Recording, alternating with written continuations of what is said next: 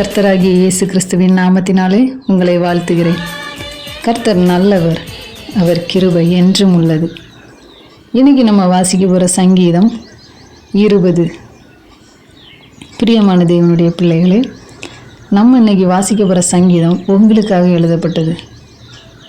இன்னும் எனக்காக எழுதப்பட்டதா அப்படின்னு கேட்குறீங்களா? ஆமாங்க, உங்களுக்காக எழுதப்பட்டது தான். உலக மனிதர்கள் தங்களுக்கு இருக்கிற பணத்தையும் பெருமையும் திறமைகளையும் பற்றியும் எப்போதும் மேன்மை பாராட்டிக்கிட்டே இருப்பாங்க.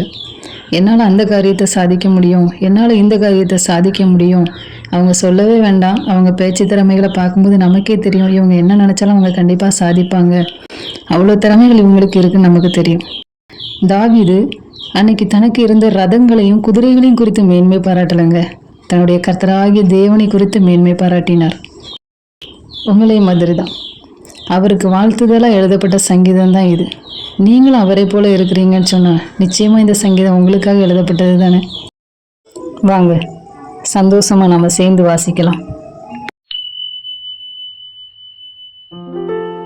ஆபத்து நாளிலே கர்த்தர் உமது ஜெபத்தை கேட்பாராக.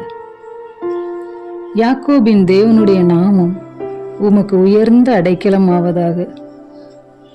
அவர் பரிசுத்த ஸ்தலத்திலிருந்து உமக்கு ஒத்தாசை அனுப்பி சீயோனிலிருந்து உம்மை ஆதரிப்பாராக.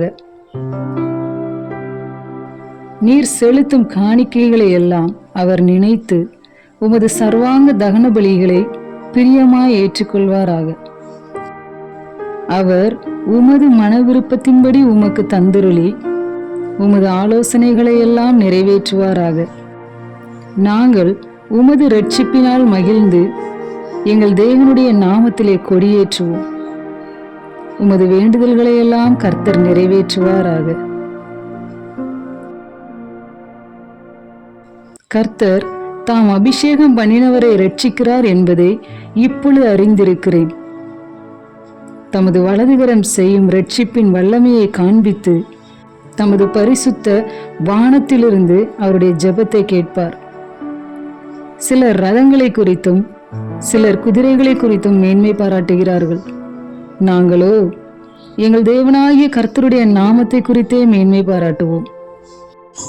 அவர்கள் முறிந்து விழுந்தார்கள், நாங்களோ எழுந்து நிமிர்ந்து நிற்கிறோம்.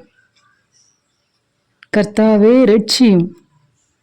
நாங்கள் கூப்பிடுகிற நாளிலே ராஜா எங்களுக்கு செவி கொடுப்பாராக. ஆமென்.